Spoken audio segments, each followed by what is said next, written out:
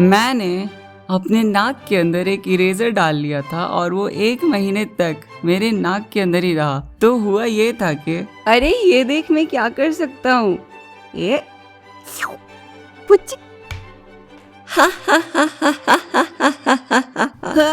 Oh my God. ये ले तू भी ट्राई कर, मजा आएगा। पुच्ची। हाँ, यही सब होता था मेरे स्कूल में, क्योंकि टीचर्स तो अपने पीरियड के लास्ट 10 मिनट पे आते थे। अब कोई बच्चा बोर होगा तो यही सब करेगा ना। वो इरेजर मैंने अपने नाक में 1 बार डाला, 2 बार, 3 बार, फिर 4थी बार,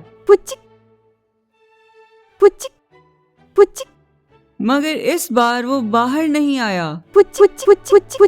मैंने 4थी बार ज्यादा जोर से खींच लिया और मैंने कितना भी ट्राई किया, वो इरेजर बाहर नहीं आया। वो इरेजर बिल्कुल छोटा सा था, एग्जैक्टली मेरे नाक के डायमीटर से बस थोड़ा सा छोटा, और वो मेरे नाक के पूरे अंदर चला गया। फिर मैं स्कूल की छुट्टी होने के बाद अपने घर पहुंचा और मम्मी पापा को इस बारे में नहीं बताया। तुम ही बताओ मैं एक्सप्लेन कैसे करता कि मैंने अपने नाक के अंदर एक इरेजर डाल लिया है। और अगर बता भी देता तो वो लोग मुझे पहले मार पीट के और घायल करते, फिर डॉक्टर के पास लेके जाते।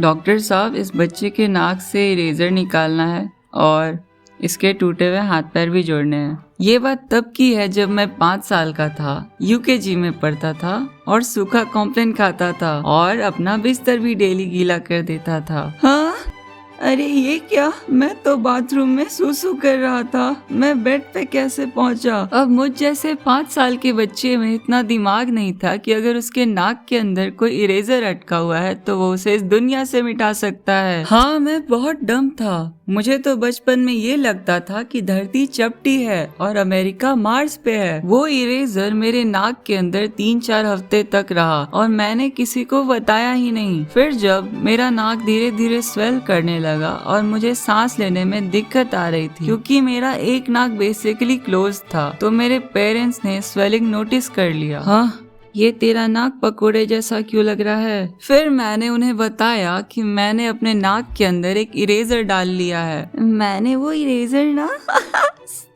से करके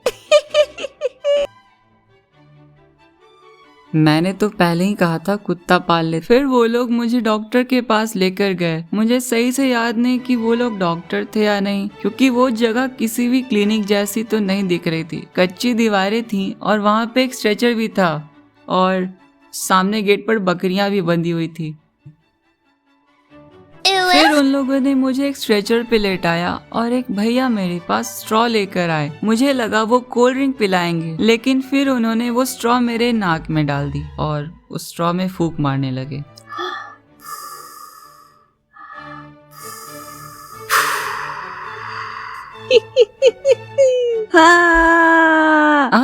आराम से बच्चे, हिलो मत, इरेजर निकालना है ना, कुछ नहीं होगा। वो बहुत देर तक ऐसे ही मेरे नाक में फूंक मारता रहा। इरेजर तो निकला नहीं, मगर वो थोड़ी देर और फूंक मारता ना तो उसके सांसों की बदबू से मेरी जान जरूर निकल जाती। फिर वो फूंक मार के चला गया और थोड़ी देर बाद एक और डॉक्टर आया और मुझे बस इतना याद है कि वो टकला था। फिर वो मेरे पास आया और उसने अपने जेब से एक औजार निकाला। मुझे सही से याद नहीं कि वो औजार कैसा दिखता था, लेकिन वो थोड़ा थोड़ा किसी कील के जैसा दिख रहा था। फिर मेरे मम्मी पापा और वो फूंक मारने वाले भैया ने मेरे हाथ पैर पकड़ लिए।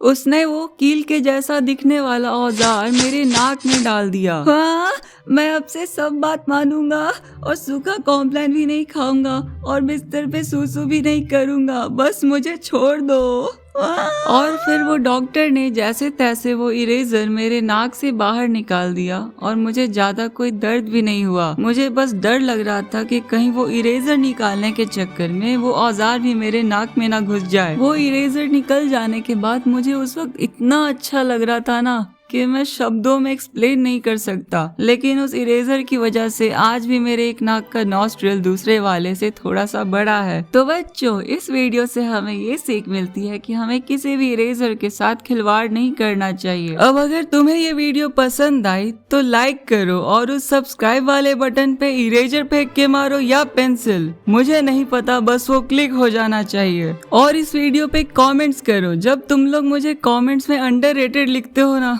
तो मुझे बहुत अच्छा लगता है, इसीलिए ढेर सारे कमेंट्स करो। अब मैं चलता हूँ क्योंकि मुझे इरेजर में पेंसिल से छेद करना है। बाय।